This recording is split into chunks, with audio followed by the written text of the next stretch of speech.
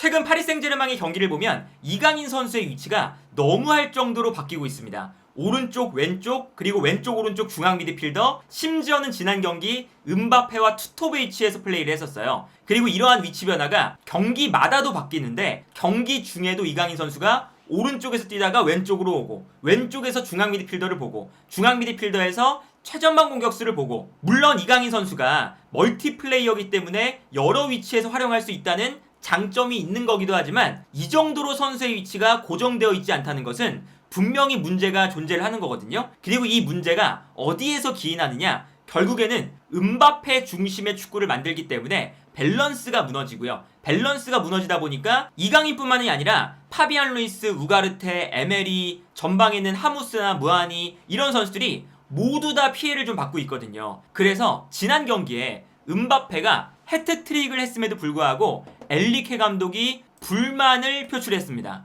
음바페가 해트트릭을 했지만 나는 음바페에게 만족하지 않는다. 득점에 관해서는 말할 것이 없지만 음바페는 다른 방법으로 팀을 도울 수 있는 플레이들이 있었다. 음바페는 세계 최고의 공격수 중 한 명이지만 우리는 더 많은 것들을 음바페에게 원한다. 음바페가 더 다른 것들을 많이 하길 원한다. 라고 이야기를 했었거든요. 그리고 이러한 기사가 나오니까 르키프에서는 이런 이야기도 나옵니다. 특히나 지난 주 중에 챔피언스 리그에서 AC 밀란에게 패배한 이후에 파리 생제르맹의 선수들은 몇몇 선수가 음바페의 포지셔닝과 의사결정에 대한 의문을 품고 있고, 일부 선수들이 음바페가 너무나 무엇보다 자신을 위해서만 플레이하고 있다고 생각을 한다. 물론 이 기사는 르키프가 파리 생제르맹을 흔들 때 이런 기사들을 많이 내기도 해요. 그러다 보니까 파리 생제르맹 선수들이 음바페에게 불만을 가진다, 이거는 신뢰할 수 있는 소식은 아니지만 어쨌든 팀 전체적으로는 음바페의 움직임 때문에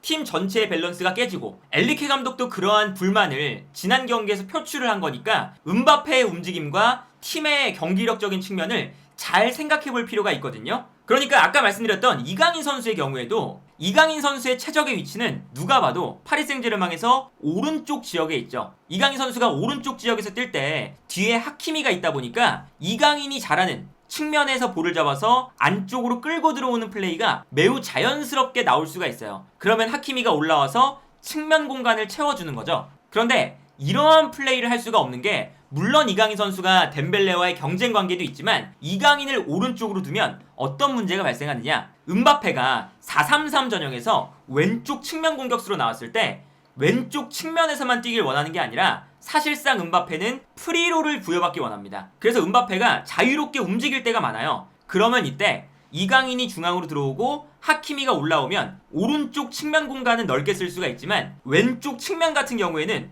음바페가 너무 자유롭게 움직이면 왼쪽 측면에 공격할 수 있는 선수가 없다는 문제점이 발생합니다. 더군다나 파리 생제르맹의 포백에서 오른쪽에 있는 하키미가 공격적으로 올라가는 반면에 왼쪽에 있는 리카 헤란데스는 사실상 중앙 수비수에 가까운 선수이기 때문에 하키미가 올라갈 때 3백을 만드는 전술을 이번 시즌에 쓰고 있죠. 그러다 보니까 음바페가 여기서 측면에 있지 않고 자유롭게 움직이면 어쩔 수 없이 이 측면 공간으로 움직여야 되는 선수가 3명의 미드필더 중에서 왼쪽 중앙 미드필더거든요. 그래서 이번 시즌에 비티냐가 이강인이 나오지 않을 때는 왼쪽 측면에서 플레이할 때가 많아요. 근데 이렇게 되면 또 문제가 발생하는 게, 중앙 지역에서 우가르테, 에메리 이 2명의 선수가 너무나 광활한 넓은 공간을 커버를 해야 된다는 거고, 심지어 파리 생제르맹의 공격 방향이 왼쪽보다는 오른쪽에 집중이 되어 있습니다. 이것도 사실 음바페를 위한 전략인데요. 오른쪽에서 공격이 진행돼야 당연하게도 상대 수비가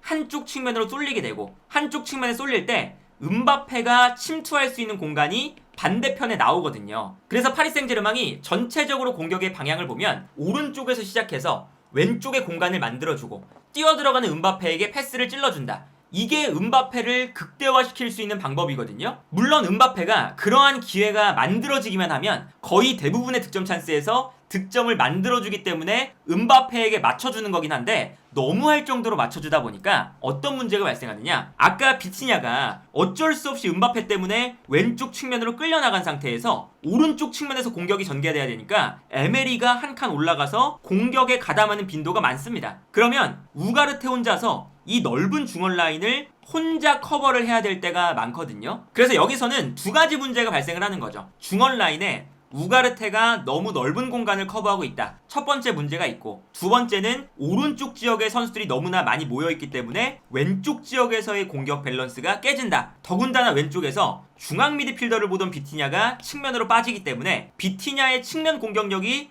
그렇게 뛰어나지가 않고, 심지어 왼쪽 풀백인 리카르란데스는 오버래핑보다 3백을 만들 때가 많기 때문에 오버래핑을 또 안 해요. 그래서 오른쪽 공격에 비해 왼쪽 공격은 사실상 이루어지지 않는다고 봐도 무방할 정도로 좋지가 않거든요. 그래서 이런 장면이 나오는 거죠. 비티냐가 왼쪽 측면에서 볼을 잡고 있는데 음바페가 가운데로 들어가서 자유롭게 뛰다 보니까 왼쪽 측면 공격을 도와주지 않습니다. 그리고 심지어 왼쪽에서 공격이 벌어지고 있는데 오른쪽에서는 무아니, 에메리, 덴벨레, 하키미, 오른쪽의 선수가 훨씬 더 많아요. 그러니까 이게 보통 아이솔레이션을 한다는 것은 한쪽 측면에서 플레이를 하다가 반대편 측면으로 볼을 전달해 주는 거잖아요. 그러니까 이러한 전형은 매우 기형적이라고 볼 수가 있는 거죠. 왼쪽 측면에서 공격이 전개되고 있는데 파리 생제르맹의 선수들은 반대편에만 몰려 있어요. 그런데 비티냐가 혼자서 돌파를 하거나 측면 돌파가 장점인 선수가 아니니까 여기서 공격적인 지원도 없이 혼자서 돌파를 하거나 플레이를 해야 되는 상황이 나옵니다. 그런데 이거는 이강인 선수가 나올 때도 마찬가지예요. 예를 들면 이런 상황이죠. 이 장면을 보면 이강인 선수가 측면에 있고요. 오른쪽에 정말 많은 파리 생제르맹의 선수들이 밀집해 있습니다. 그런데 파리 생제르맹이 이 장면에서는 왼쪽에서 공격을 시작하거든요. 그런데 이강인 선수가 볼을 잡았을 때 뒤에 있는, 이 경기에서는 리카란데스가 아니라 무키엘레가 나왔는데 무키엘레도 수비 라인을 만들다 보니까 올라와 주지 않고 음바페는 가운데로 들어가서 자유롭게 움직여주고 있고 선수들은 모두 다 오른쪽에만 쏠려 있고, 그러다 보니까 우가르테도 에메리가 올라가 버리면 넓은 중앙 공간을 혼자서 커버를 해야 되니까 이강인 쪽으로 다가와 줄 수가 없죠. 그래서 이 장면도 이강인 선수가 볼을 잡았을 때 정말 혼자서 고립이 되는 장면이거든요. 그래서 파리 생제르맹의 경기를 보면 이강인 선수가 너무나도 명확하게 왼쪽에 나올 때보다 오른쪽에서의 활약상이 훨씬 더 좋고요. 이 문제는 왼쪽에서 뛰는 이강인, 비티냐, 바르콜라 이런 선수들의 개인적인 능력을 비판하는 것보다 사실 주위에서 도움을 너무나 안 주고 오른쪽과 왼쪽에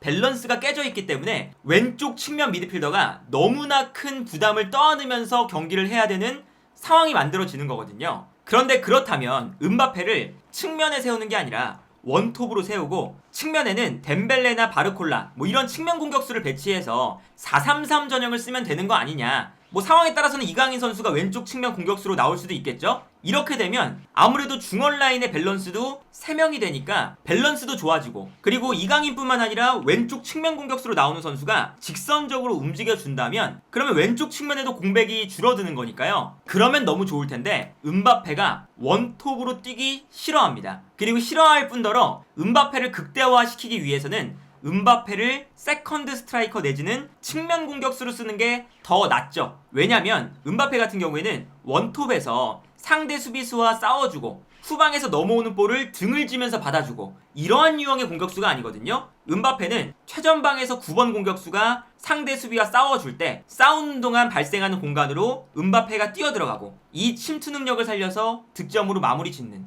이런 플레이를 잘하다 보니까 국가대표팀에서도 음바페를 원톱으로 쓰는 게 아니라 지루나 음바페, 벤제마와 음바페 이런 것처럼 9번 공격수를 확실하게 배치하고 음바페를 그 옆에 배치할 때가 많고요. 파리 생제르맹도 이번 시즌에 하무스와 무아니를 영입한 이유가 음바페를 더 잘 쓰기 위해서예요. 그러니까 음바페가 측면이 아니라 중앙 지역으로 들어가서 뛰어야 되기 때문에 어쩔 수 없이 왼쪽 중앙 미드필더가 측면으로 빠져나가고, 그러면 왼쪽 측면 미드필더의 공격력도 약해질 뿐더러 중원의 밸런스도 깨진다. 이 문제가 발생을 하는 거거든요. 그래서 지난 경기에서는 이 밸런스를 해결한다고 이강인을 최전방 공격수에 배치를 했죠. 그러면서 이강인 선수가 내려와서 밸런스를 맞춰주는 형태를 취하는 이러한 움직임을 가져갔거든요. 그런데 이렇게 되면 또다시 도돌이표가 됩니다. 이강인 선수가 많이 내려와주면서 중원 싸움에 가담해주면 중원 밸런스는 어느 정도 가져갈 수가 있는데 반대로 음바페가 혼자 남게 되죠. 이러면 음바페가 싫어하는 원톱 전술이 되는 거거든요. 그래서 지난 경기에서 음바페와 이강인이 투톱을 형성했을 때 이강인이 내려와서 볼을 받아주면 음바페도 자유롭게 움직이기 때문에 파리 생제르맹의 최전방에 아무도 없는 상황들이 나왔었습니다. 예를 들면 이런 장면이죠. 음바페가 측면 지역으로 나와 있는 상황인데 이강인 선수도 내려와서 볼을 받아주려고 하니까 자연스럽게 최전방 투톱이 중앙을 벗어나서 플레이를 하고 있고, 그러다 보면 중앙 지역에 파리 생제르맹의 선수가 단 한 명도 없는 매우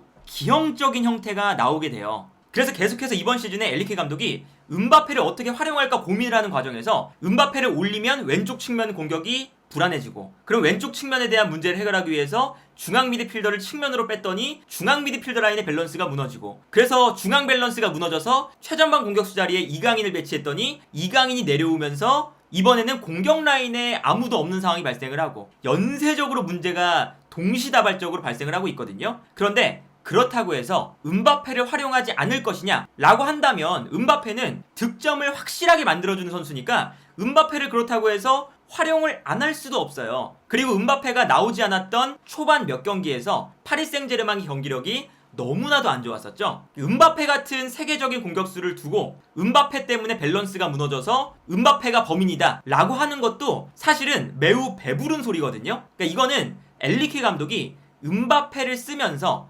음바페의 능력을 극대화시키는 동시에 파리 생제르맹의 밸런스를 잡아주는 그러한 전술을 고안을 해낼 필요가 있는 거죠. 예를 들면 프랑스 대표팀도 음바페가 파리 생제르맹에서처럼 수비 안 하고요, 음바페가 왼쪽 측면 공격수로 나와도 사실상 자유롭게 움직이기 때문에 왼쪽 측면의 공간이 만들어질 때가 많아요. 그런데 데시안 감독은 라비오라던가 과거에는 마투이디라던가 이런 선수들을 활용해서 왼쪽 측면 공간을 잘 메워주면서 중원의 밸런스도 유지하면서 동시에 음바페의 효과도 극대화시키는 그런 방법을 찾아나가면서 월드컵에서 우승 그리고 준우승을 차지한 거거든요. 그래서 예를 들면 이런 거죠. 음바페가 측면 공격수 자리에 있다가 중앙 지역으로 들어갔을 때 왼쪽 중앙 미드필더 이강인 선수가 나오는 위치에서 이강인 선수가 측면으로 나가게 되면 이때 중원의 밸런스가 무너지니까 왼쪽 풀백인 루카 헤르난데스가 올라가서 이 밸런스를 맞춰준다거나, 아니면 이강인 선수가 너무 공격 상황에서 외로우니까 루카 헤르난데스가 공격적으로 올라와주면서 이강인이 안쪽으로 들어올 때 풀백이 이 공간을 채워준다거나 이러한 식으로 밸런스를 맞춰주면 되는 거거든요. 그런데 그게 안 되다 보니까 이제 이강인 선수의 위치도 아까 말씀드린 것처럼 오른쪽이 좋은데 비티냐가 음바페가 중앙으로 들어갈 때 왼쪽으로 빠져들어오는 이런 플레이를